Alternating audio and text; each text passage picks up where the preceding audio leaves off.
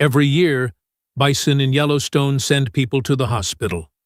The park publishes guidelines, posts signs at trailheads, trains rangers to repeat the same warnings to the same tourists, holding the same cameras too close to the same animals. The rules are clear. The distances are specific. And still, every season, someone gets hit. But here is the part the guidelines don't explain. Some bison almost never charge. They stand at the edge of the road while visitors step out of cars, while children point, while someone adjusts a telephoto lens 8 meters away. They don't flinch. They don't lower their heads. They graze or they stand, and they seem, by any reasonable reading of their behavior, indifferent. Other bison in the same valley, with the same history of human contact, will charge at 30 meters with no apparent warning. The difference between these animals is not breed. It is not age. It is not the time of day or the direction of the wind. The rangers know some individuals are reliably calmer than others. What they don't have is an explanation. The explanation is about 40 meters away, perched on the calmer animal's back. The hornfly, Haematobia irritans, is a small insect, barely 3 millimeters long. It spends its entire adult life on the bodies of large mammals, feeding on blood multiple times per day, moving only to lay eggs in fresh manure. A single bison in late summer can carry several hundred of these flies at once, concentrated along the back, the shoulders, and the base of the neck. Exactly the regions the animal cannot reach effectively with its tail or hooves. The math of irritation compounds quickly. Each fly feeds a dozen times a day. Multiply that by 300 flies. Multiply that by weeks. The bison cannot escape it, cannot outrun it, and cannot scratch the precise locations where the flies cluster most densely. What it can do is shake, stamp, swing its massive head, and maintain a state of low-level agitation that primes its nervous system for reactive behavior. An irritated bison is a bison closer to its threshold. The threshold, the point at which a perceived threat triggers a charge, is not fixed. It shifts with the animal's physiological state. A bison carrying a full load of biting flies has a shorter fuse than a bison that does not. The bison wasn't calm. It was comfortable. And comfort, in this context, has a specific cause. The obvious explanation for why some bison tolerate humans better than others is habituation. Animals exposed repeatedly to a stimulus that produces no harmful consequence learn to reduce their response to it. A bison that has spent years near park roads, surrounded by human activity, should habituate to human presence more thoroughly than one that rarely encounters it. This explanation is plausible. It is also what most visitors assume, and what most rangers will tell you if you ask. And for years it seemed sufficient. It started to break down when you looked more carefully at which bison were consistently calm and which were not. Animals with comparable exposure histories, same territory, same roads, same decades of tourist proximity, showed persistent differences in baseline reactivity. Some were reliably calm across seasons. Others were reliably not. Habituation alone could not account for the gap.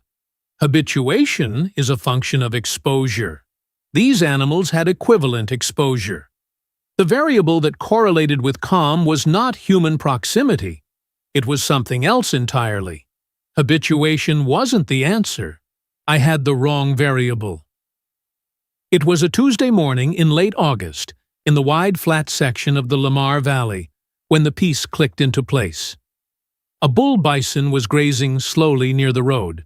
3 tourists had stopped their car and were standing at the shoulder, cameras raised, closer than the posted guidelines recommend. The bison had not acknowledged them. A ranger was watching from a distance, ready to intervene, but the animal showed nothing. No head lowering, no tail raising, no shift in stance that would indicate the threshold being approached. On the bison's back, between the shoulder blades and moving slowly toward the base of the neck, a brown-headed cowbird was working. The bird was small enough that none of the tourists appeared to notice it. It moved in short lateral steps, bill dipping in rapid, precise strikes into the coat, extracting horn flies from the surface layer of hair without, and this is the part that requires attention, without disturbing the animal beneath it. The bison's ears were relaxed. Its tail moved in the slow, unbothered rhythm of an animal at rest. Its muscles, visible across the broad back, held none of the tightening that precedes a directional change or a threat response. The cowbird worked for 11 minutes. During those 11 minutes, 3 different tourists approached closer than they should have. The bison did not charge. When the cowbird left, the bison's ear flicked once. A small clearing gesture, a scatter of gnats from the canal, and the animal resumed grazing. The cowbird was not helping the visitors. It had no idea they existed. This is the part of the relationship that resists every instinct to make it meaningful in a human sense.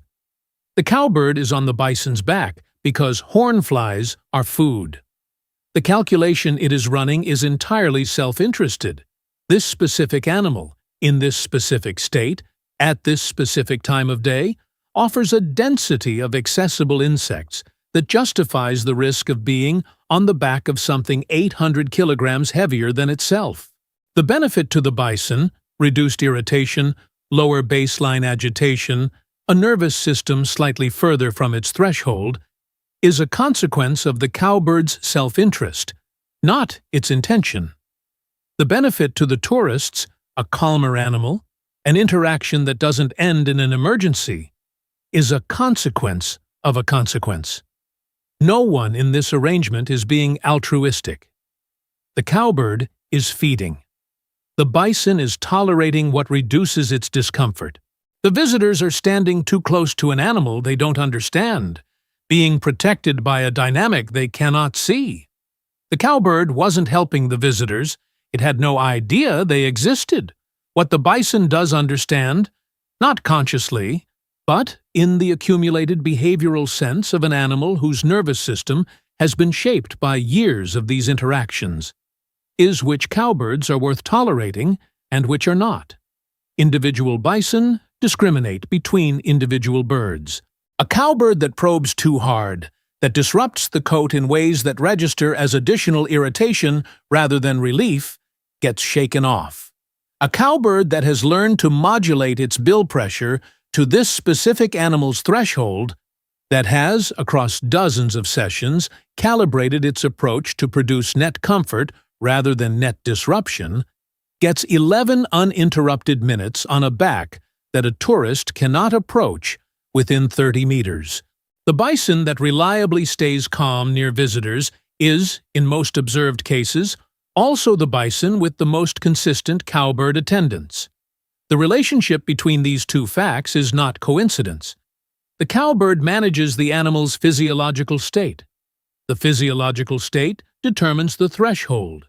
The threshold determines whether the tourist with the camera goes home with a photograph or goes home in an ambulance.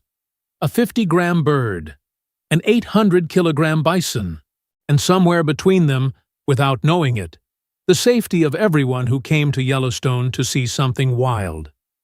The light drops early in the Lamar Valley in late summer. The ridgeline takes the sun before 5, and the valley goes from gold to gray in less than 20 minutes. The bull bison is still near the road. The tourists have gone. The ranger has gone. The cowbird left an hour ago, somewhere in the loose flock moving through the valley as the temperature drops and the flies slow and the day's work ends. The bison stands at the edge of the asphalt, alone now, breathing slowly. Its back is empty. Its ear flicks once. Tomorrow the tourists will come back. They will stand too close again, cameras raised, reading the animal's stillness as permission. And somewhere in the dry grass at the edge of the valley, a small brown bird will be making its own calculation. Which animal, which moment, which patch of coat offers the best return for the risk? Arriving, as it always does, at the answer that keeps everything in balance. Not for the visitors, not for the rangers, not for anyone watching, just because the flies are there.